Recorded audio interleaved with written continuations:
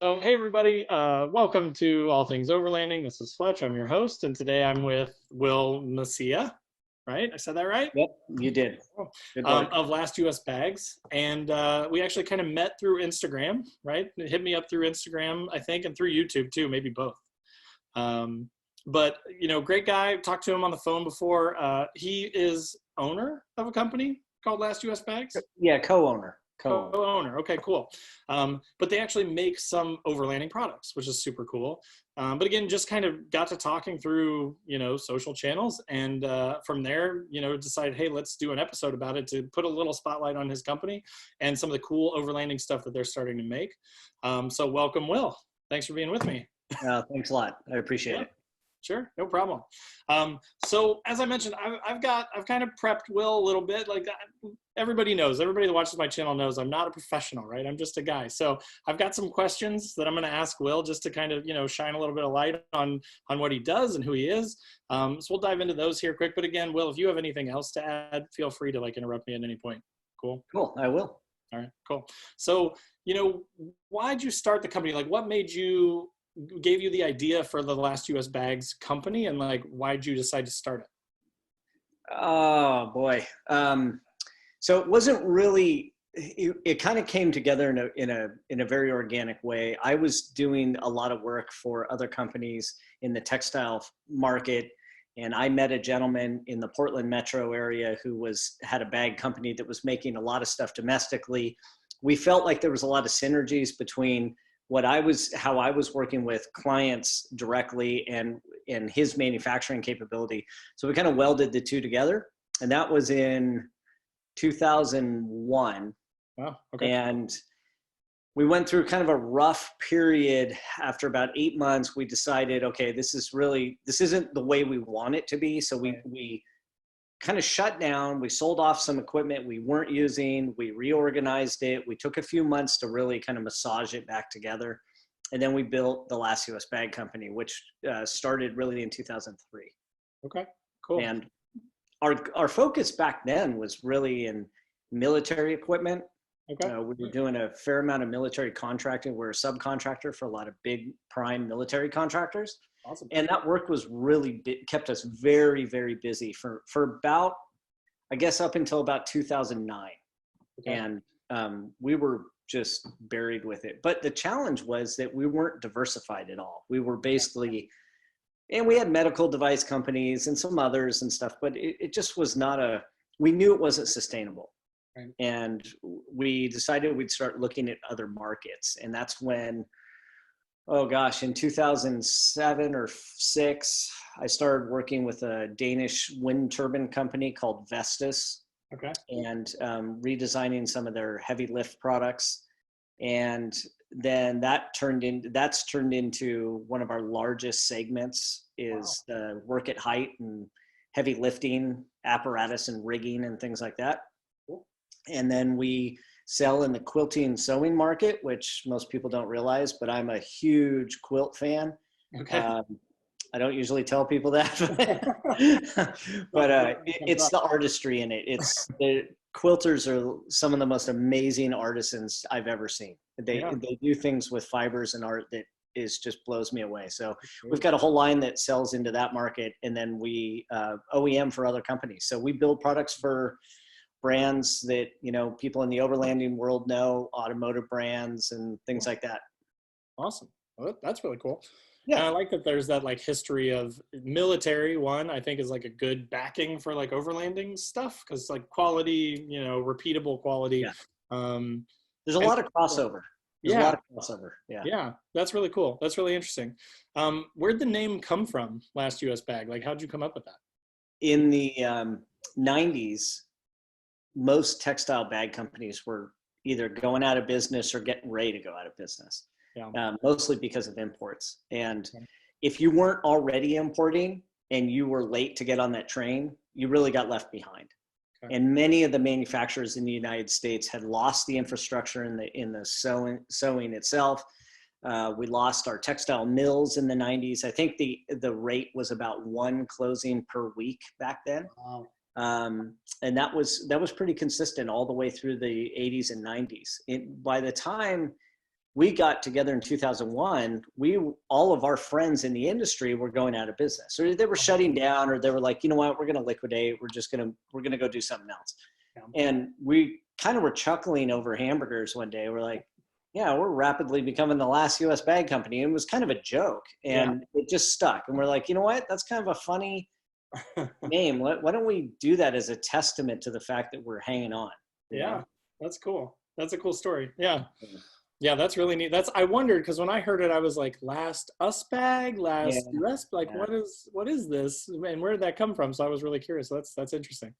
Yeah, to be honest, I mean, we're a small company. We're not big by any means. You know, we have 20 employees, and we have about 15 sewing contractors that work for us and stuff.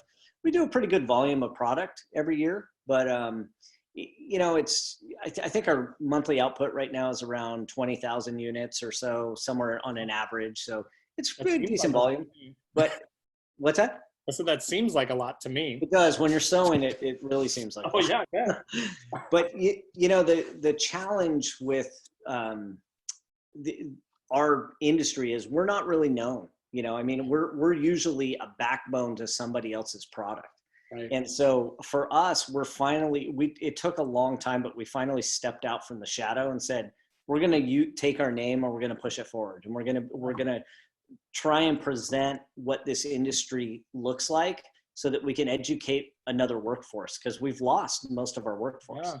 And we're trying to get people to understand that we're a STEM discipline. People think of STEM as only being mechanical engineers or, you know, civil engineers, electrical, those types of things. But we work in 3D modeling and CAD, and we have highly scientific and technically developed materials that are incredibly robust and take 15 years to develop. It's not like we're just sitting around sewing underpants. Right. No offense to underpants, because we should all own underpants. But yes.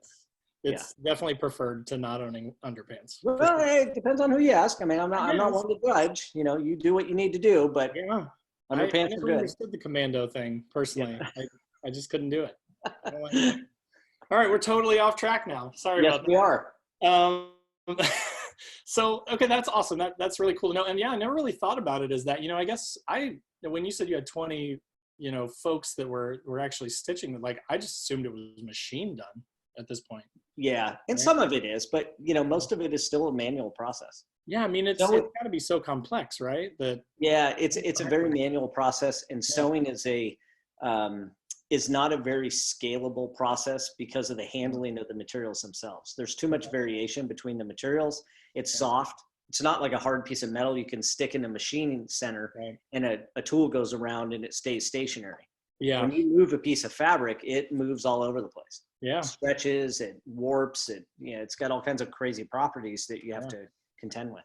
Yeah, that makes sense. Yeah, I've never thought of it that way, but yeah, I mean, you have certain expectations with a sheet of metal. You know what it's going to do. You can put a certain amount of pressure on it to hold it in place. But yeah, I never thought about that with fabrics. But I've seen, like, you know, but probably most of us, if we're car people, have seen, like, I don't know what those shows were, but like what was it? The Will guy, the custom garage place where they like do custom leather seats and stuff. And you watch those guys like stitching that stuff and, like, you know, putting their hands in it and stretching it and then putting it over the, you know, the cushion or whatever. And it's like, wow, that is art, because there's no way, you know, there's no way you could just, like, I mean, you have to eyeball that and all the imperfections and, you know, make it work, pick the best spots in the leather or whatever. Like, it's crazy. It's definitely a skill. And that's like a whole nother discipline. We don't even touch leather. You know, we do a very little bit of leather, but I leave that to experts, because that's a whole nother animal. You know, it's like we do bags. We don't do apparel. I don't touch apparel. It's a whole nother segment of the textile network that we're not designed for. Yeah, well, and then that makes sense. I mean, you know, you've got to niche yourself enough to where you can be competitive and you don't have to do so many different things. So I definitely think that makes sense.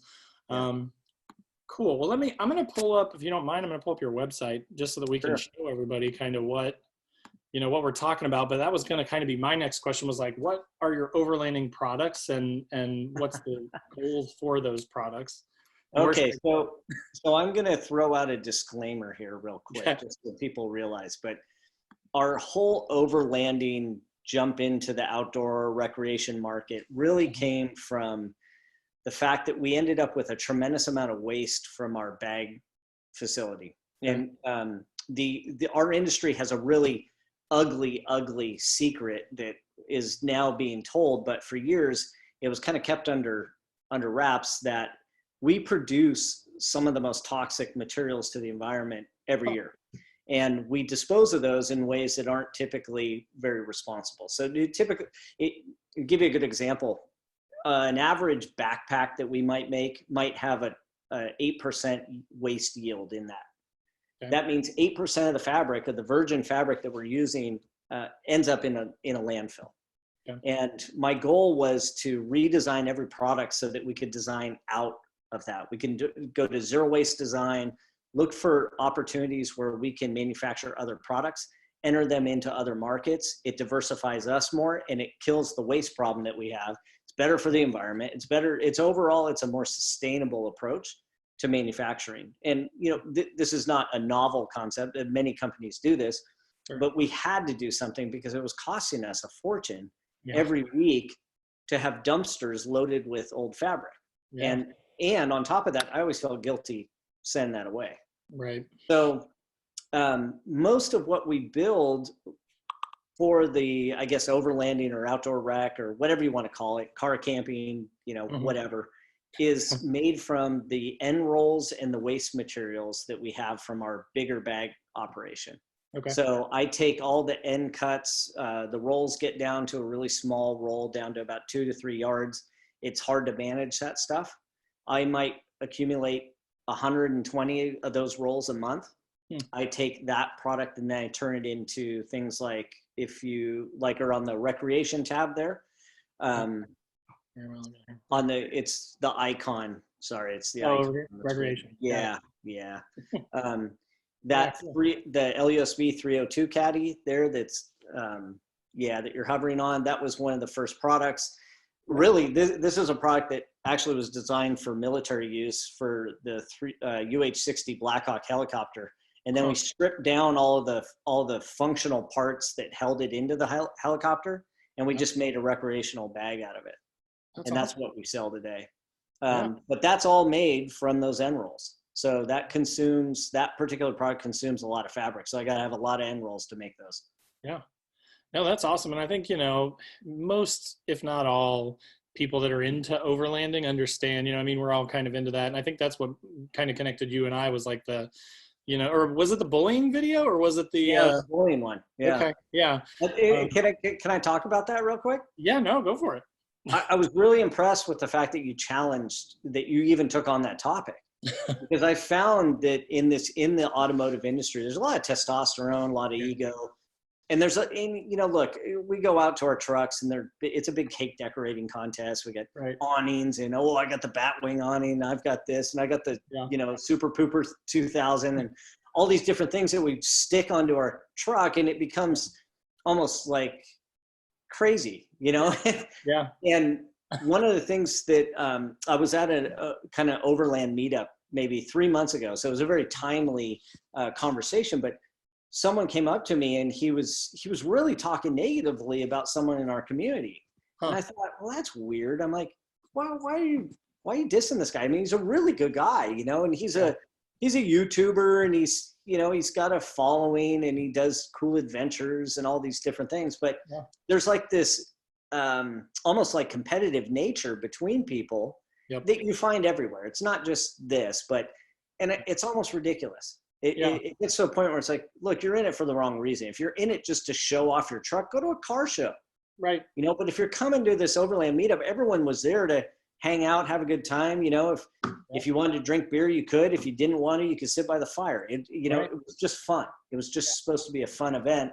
And there was just like this angry guy there. And I'm like, why are you here? You should go in the woods and let a bear eat you, because I don't want to deal with you. Right.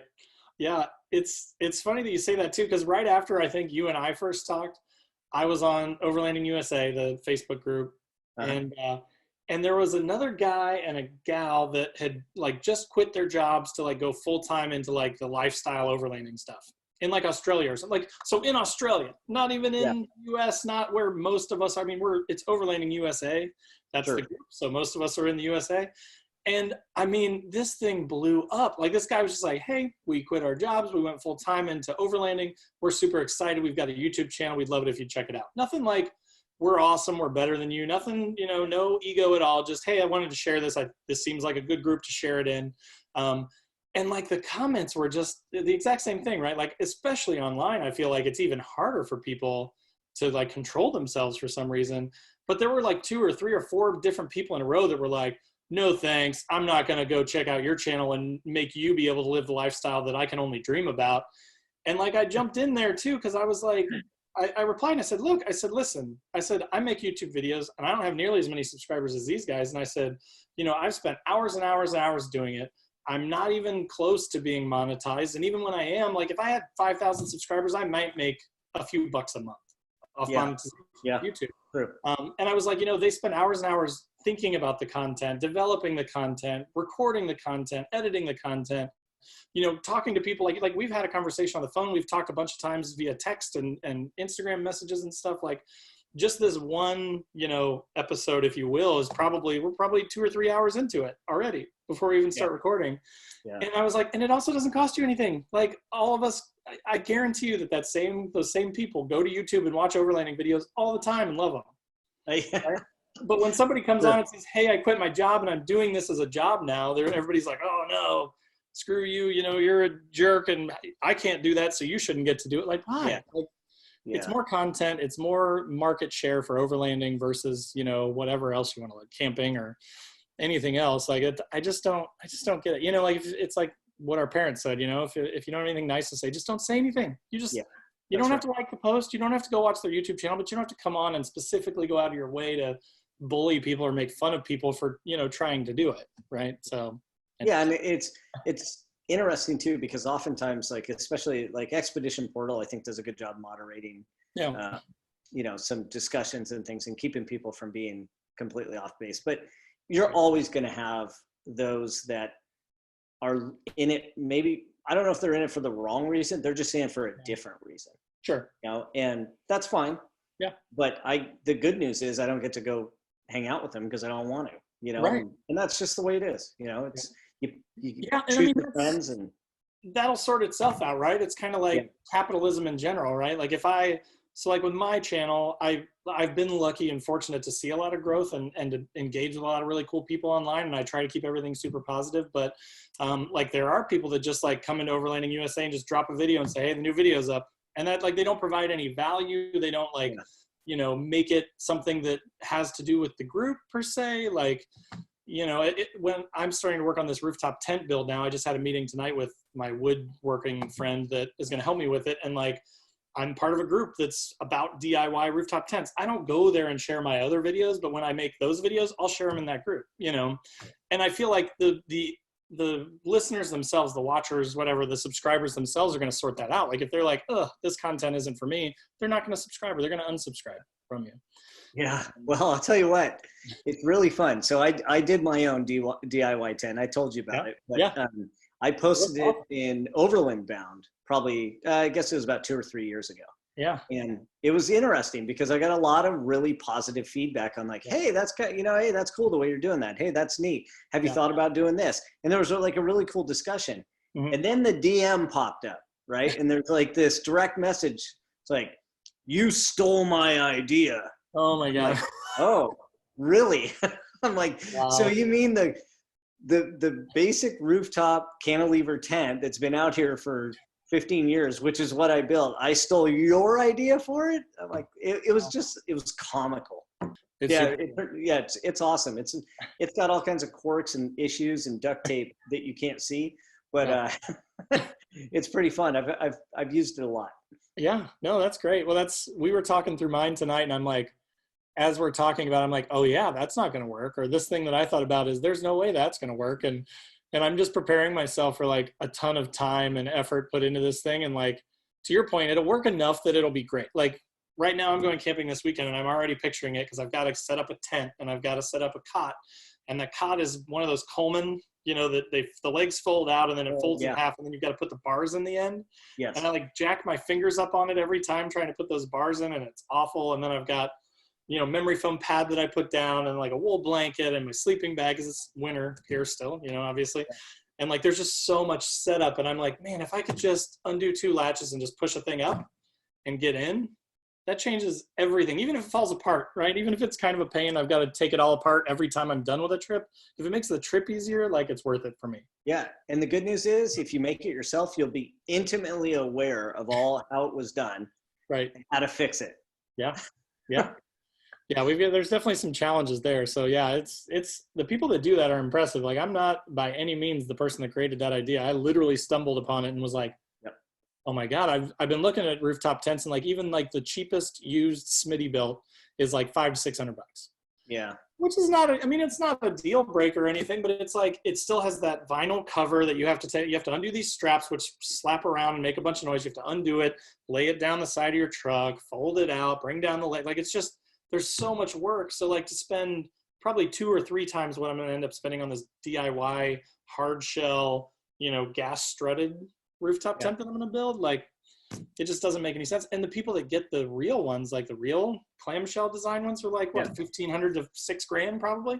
Oh, easy. Yeah. I had one. Yeah, I had a James Baroud. Oh yeah.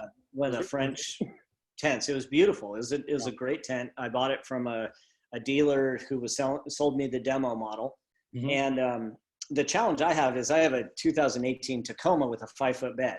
Yeah. And that thing sticks off the end of it. Like, I mean, it just looks ridiculous, you know? And I was like, that's dumb. And I wanted to keep my height clearance below the cab if possible. So that's what spurred me on to just go and make my own. Yeah. Yeah. I think that's awesome. Like, I love that idea of, you know, just like anything, right? Like, mankind, like, we've always had problems, and then we try and figure them out. Like, if the industry isn't going to do it for us, or if they're going to way overcharge us for something, then we're going to figure out how to do our own. Like those people that make their own DIY awnings.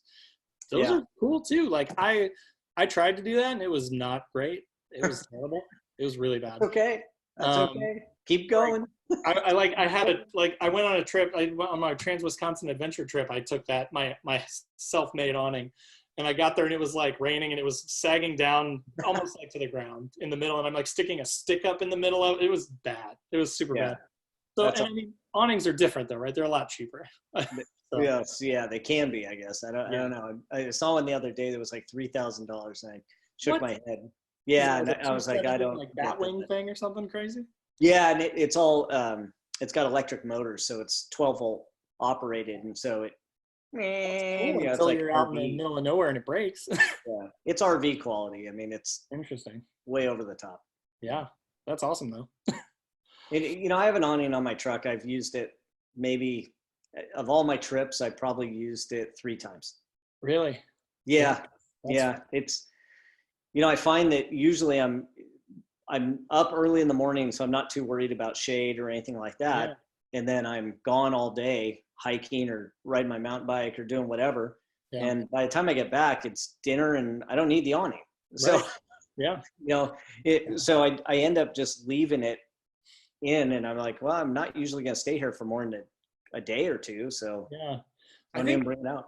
I think awnings make a lot of sense. Like, if you have a trailer set up, right? Like totally. An RTT, and like you can base camp it, which is awesome. Like, again, my restriction is storage space for a trailer. I just don't have room for it, but I would love to just have all my stuff on a trailer.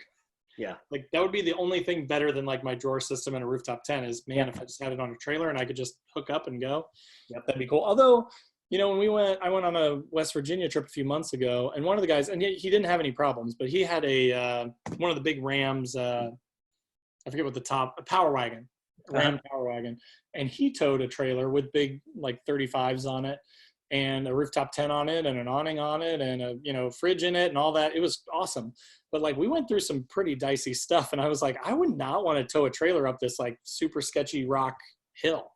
Yeah. Or it's just, we went through a big water crossing, and he towed it right through that and didn't have a problem. But I was like, man, I'd be so nervous with that stuff. Yeah. Turned over and drag it through a you know, river or something. Like yeah. That turns into a bad trip really fast. Yeah. Oh yeah. But I love the idea. Cool. So you mentioned your rig. So 2018 Tacoma. So Yeah. I'm a Nissan guy, so I know a tiny bit about Tacomas, but like, tell us more about your mods and like what cool stuff you've done to your truck. Well, I'm kind of a minimalist, so I don't really have it all geeked out too much. I had a 15 before this, Okay. and I kicked myself for ever getting rid of it because I actually like the 15 better than the 18. Yeah. But I ended up trading it in because my friend at the dealer was just bugging me. He's like, dude, I really need a used Tacoma. He's like, I'll make you a sweet deal on this 18. I'm like, okay. So, and it, Yeah. it had some neat features to it and stuff. So Mhm. I picked it up, and I instantly noticed my first trip, we were going up north, up to the North Cascades in Northern Washington. Okay. And there's quite a few passes you have to go over. And I'm not towing anything, and I don't have a real heavy payload. Yeah. And I'm going up about a 5.5% grade at 60 miles an hour, and I'm pegging out at like 4,700 RPM. Jeez. I'm like, wow. I'm like, what, does this thing know what gear it's in, or does it know where it's supposed to be? And so, of course, I didn't know that. I didn't do any research on the 18 because my 15 didn't really have as bad a problem. So it's really just a gearing issue. It's fifth and sixth gear or overdrive gears in the Tacoma, and I'm having it re-geared right now. So Wanderlust Overland down Oregon City, which is close to us. Okay. My friend Michael down there, we've become buddies, and he's gonna do a nitro re-gear with 526 gears. So that'll help that and get me some fuel mileage back. I've got a little bigger tires on it, but 2.5 inch old man emu lift. Okay. Cool. Nothing real fancy. That's just enough for me that it makes it rideable, and still it kills my gas mileage quite a bit, but it runs good. I have what else do I have on that? I've got onboard compressor. I put an S switch in, which is or S-Tech switch, I guess. Like a switching system. Okay. So I could add different accessories, lighting, and things like that for my light bar. Yeah. Put a Prinsu rack on the top, which I really like. That's a really functional product because of it uses the standard aluminum T-slot track up there, which is easy to get. So run those, I feel like they're huge with Toyota guys, but maybe not. Yeah, they are, but I'm telling you, they're so functional and they're really solid. So it's a good product. So they're not cheap. They're kind of spendy. Yeah. And then I just recently, I used to have racks, low profile racks across the bed in my tonneau cover. Okay. And I dumped my racks and my tonneau cover in exchange for a Lear commercial canopy. Okay. So it's all aluminum. It's got a rack built into it up on top. And it's got the doors on all three sides of the canopy. Okay. It's stout. It's a really solid piece of equipment. And that I did because I got tired of not having enough storage under the tonneau. Because I couldn't lift the tonneau once the rack was on. Yeah. And that was driving me nuts. So what I'm sacrificing is that low profile I had. Right. And I'm going to have to throw my tent up on top of that canopy. And then I built a DIY shower. I have that as well. Yeah. I haven't ever had the need of one. It's like the West Virginia trip is probably the longest trip I've taken in recent history. And it was about 4 days, 4 nights. But like we picked a day and we stayed in a state park and we showered there. And that's how we solved that issue. But like, and there were no wives or anything like that. So we were fine to be stinky boys for a couple days and then take a shower and go a couple more days. But yeah, I tell you right now, I have one of those shower things with like the pump on the bottom of it that you can just put in a bucket. Yes. Like in my Amazon list right now, because I was just like, you know what, that would be cool. And I've seen the guys that will take like PVC pipe, paint it black and seal it up. And that's mine. Yeah. I think that seems like a great idea. And that doesn't seem complex. Yeah. Yeah, it's cheap. I mean, I think the whole thing with all the components was about $50. Nice. And it works pretty well. It works great in the summer. Okay. It's not so great in the winter, obviously, because you don't get any solar. Yeah, but it's okay. And then it gives me an extra 4 gallons of water as well up on top of my roof. Yeah, And then there's that's something else I have on. Oh, I have a solar setup. That's right. oh, that's cool. Yeah. What is your solar setup? Are you recharging like your main starter battery, or do you have a I'm separate? not. I'm using it primarily just for all my stupid equipment I bring along that I don't Okay. actually ever use. So it's like one of those that just has like USB plugs in it or something? It's it's a 100-watt panel, Okay. and then it's all Renogy equipment. I have Yeah. a 100 amp hour gel battery, Okay. and I have an inverter and my charge controller. And I bought all this stuff from Renogy in different areas over time. Aren't And they then, out your way? Are they yeah, out west? what's that? Or is Renogy out west? I feel like they're out your way. I don't know. Okay. I mean, they weren't the easiest company to deal with, but the product works fine. It works Yeah. great. I've heard a lot of, positives. I've heard Yeah. negatives. It works fine for me. I use Yeah. it primarily to charge my laptop and, computers and things like that when we're out in the field. For my wind turbine work, I'll go out in the field for a week at a time. I'll be down in Mojave, California, or something like that, and I'm camping. Yeah. So, That's um, awesome. yeah, it's funny because my clients have no idea that that's what I'm doing, but I'll be at a campground somewhere, and Nice. so when I get back to camp at night, I have to set everything up and charge everything during the day, Yeah. that I killed off during the day. So that worked pretty well. That's awesome. Yeah, it's funny because that's pretty much my setup too. Like I have a Renogy 100-watt panel on my hood, Oh, cool. and then it goes into my drawer system in the back. On top of the drawer system, my buddy helped me build a little box, and I put a 6-switch panel in it, Hmm. and then plugged that straight into the battery. The battery sits inside the box. We used L brackets and just made like a little frame basically to set the Huh? battery in. And so then the solar runs, from the hood all the way back through the inside of the truck up to the controller, which is mounted to the side of that box where the battery is, and then in through a little hole in the side of that, in straight into the battery. And then I've got, a couple of 2 USBs, I've got a couple DCs, and then I've got like a wattage voltage meter Yes. and a main like kill switch on and off. But I did the exact same reason, right? Like to charge up my laptop batteries, my camera gear, like just all this stuff, and not because like I go solo 99% of the time. Oh, do you? Okay. There have been a couple times where I go to start it the next day, it's like zh, zh, zh, zh, and I'm like, oh crap, right? Yeah. Like I might have charged too many things overnight, and I might have killed my battery. So now it's just a totally separate system. I never have to mess with the starter battery. It's just there. I think someday I don't have a deep cycle for my starter. It's just like an 800 cold cranking amp regular old battery. But when that goes someday, then I may replace it with a deep cycle and just switch it up and put the solar on that, because the battery I have in the back is only like a 35 amp hour, so it's small. But that 100-watt panel hooked up to it is crazy. Like even when it's not full sun, like all the problems that you hear people talk about, that like they're moving their panels and like trying to keep it in the sun. I think because of the size of the battery, just with it being so small, it's like way over killing that battery.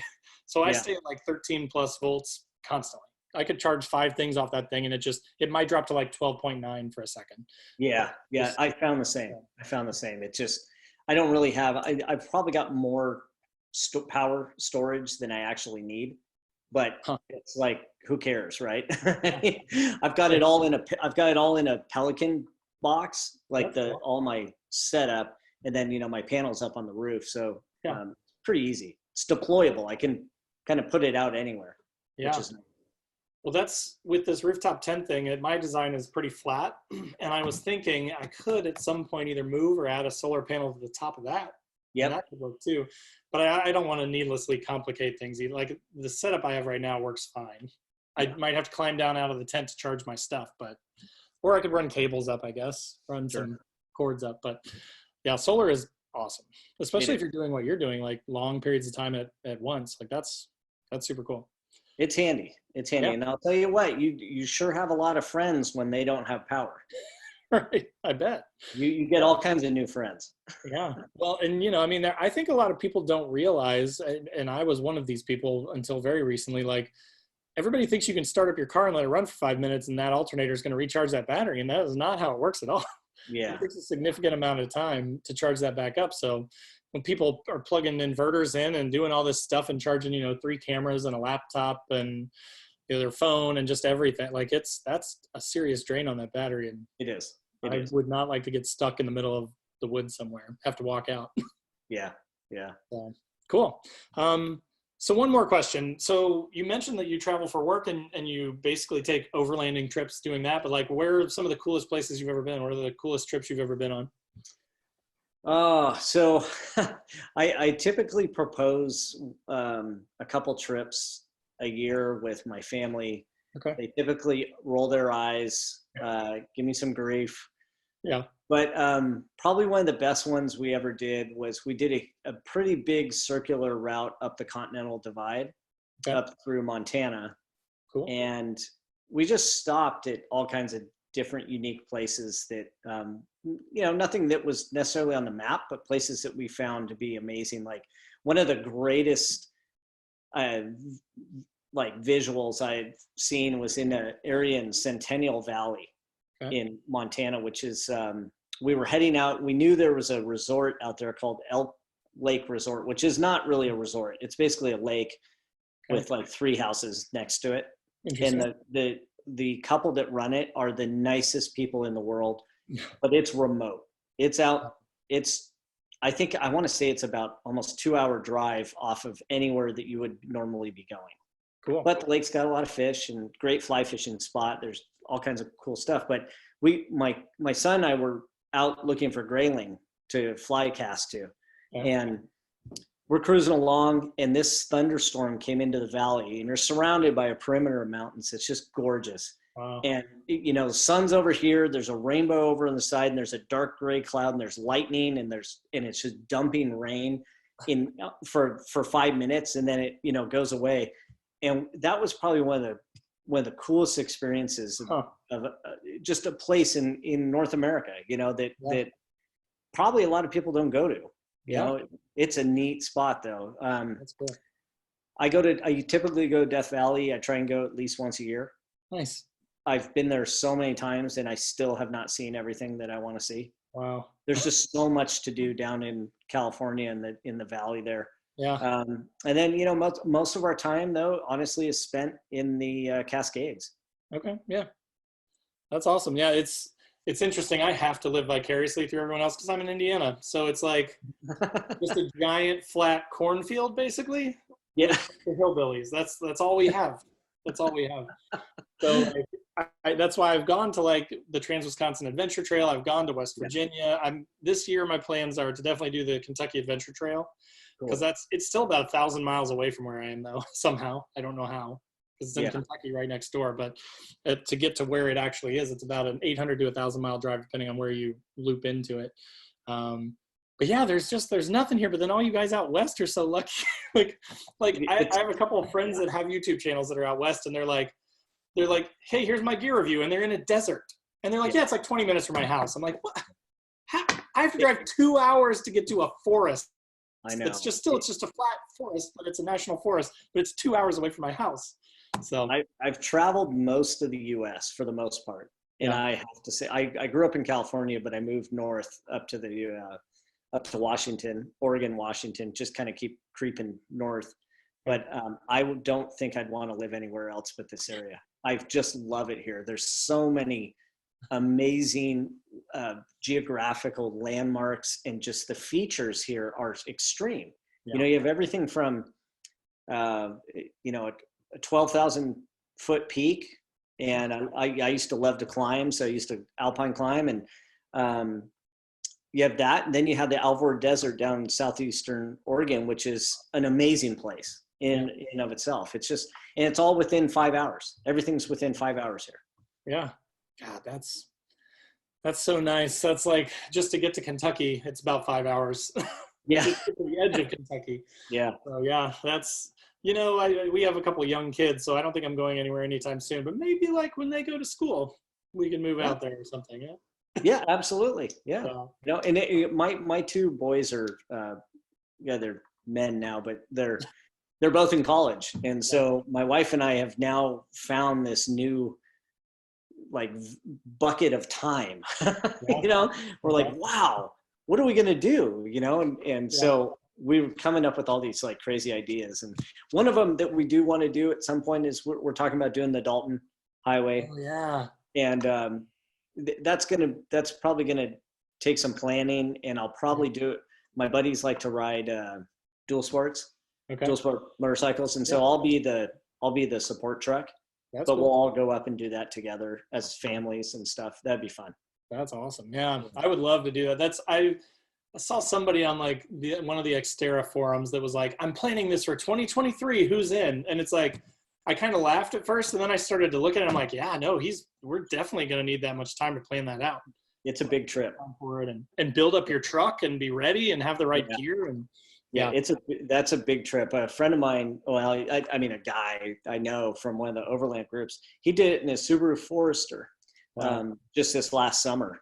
Yeah. And he said it was brutal, you know, just brutal to take a Forester. Right. Yeah. Well, I also wonder, like, whenever I was looking at that, I was like, I wonder if by 2023 the Xterra will die and I'll buy something newer, because I don't know if I want to take an 05 with 130 some thousand miles from Indiana to Alaska. It'll keep going. I just sold my 2008 Xterra with 190,000 miles on it. Yeah. Yeah. It's bulletproof. It's shocking, really. And I'm a Nissan guy, so I hate to say this, but like some of their stuff is not that great. Like the CVTs and the Altimas and some of the smaller cars are just not great. But I still would say, you know, like if I had to rank them, and this is the Nissan guy here, right? I would say like reliability, Toyota, right below that, maybe Honda. Like if I was going to buy something that I didn't want to modify and I just wanted to keep forever, I'd buy like a Toyota or a Honda. But for modifying, like that's where the Nissan kicks in, because for me, it's like they're still so much better, no offense, domestic guys, but so much better than a domestic or a German or like any of those other vehicles that you could get. But the price coefficient is the difference, right? Like my 05 Xterra was half of what a 99 4Runner cost with 180,000 miles. I know. So it's just crazy, but I agree with you. And people ask me, there's a buddy of mine that runs a coffee shop that I stop in every once in a while. Yeah. He's like, hey, I'm thinking about a Tacoma, and I keep trying to push him to a Frontier. I'm like, dude, get a Frontier, man. I'm like, either way, you're going to hate the gas mileage. So the Frontier's 4.0 that thing is a beast of a motor. Yeah. It tows wonderfully. Yeah. I think the interiors are a bit Spartan on some of the Nissan, but it's such a great platform. Yeah. I don't know why they had to kill the Xterra. It's one of the best vehicles I've ever had. Yeah, well, and they let it get so stagnant, but at the same time, I'm kind of glad they did, because now that means I could buy a 2015, right? Like when this 05 dies, I can upgrade 10 years newer and basically get almost the exact same truck, same transmission, same engine, everything. Yeah. And by then, you know, by 3-4 years from now, a 2015 probably be 10 grand.